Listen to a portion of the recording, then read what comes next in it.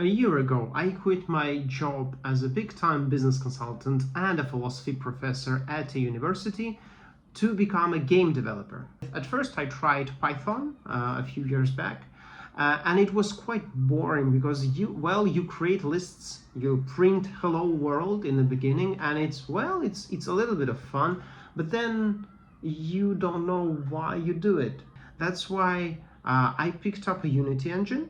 Well, you can actually choose from a variety of engines. For me, the big aspect of it is there were a lot of tutorials for Unity, which is quite great actually.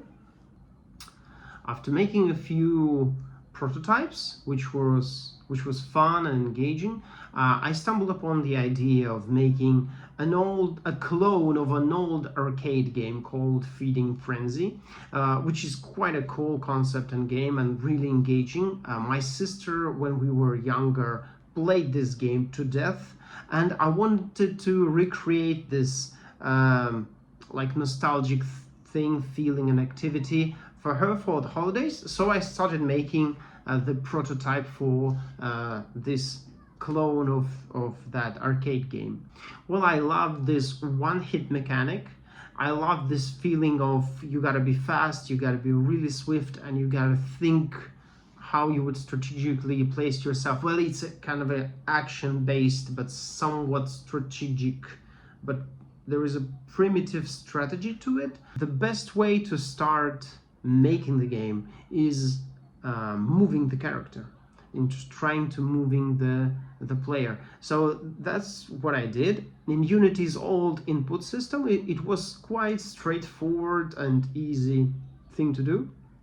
Second thing, to make you feel like your game is already something, as I've also talked in another video, you just put colliders on objects and you put rigid bodies, and you can make them interact. So I made just that. I made movement scripts for enemies. It was a simple one at first, and then I just made them interact whenever player hits the enemy or enemy hits the player. Some things happen. So that was the basic concept, the basic premise of the game. It was quite simple, quite easy. Score goes up, things interact with each other, things move, and well, in the beginning I used internet assets. I found just simple ones. I found anything free I could find, I used, which was a problem in later when the game scaled up. It was quite a pain in the ass to make assets myself, and I still needed so many things: visual assets, AI of enemies, movement of enemies, like more complicated movement things. I needed sound design, etc., etc. We'll talk about in another video. In the meantime, please wishlist my game on Steam, and you can play the free demo right now. Let me know what you think, and I'll be waiting you in the comments.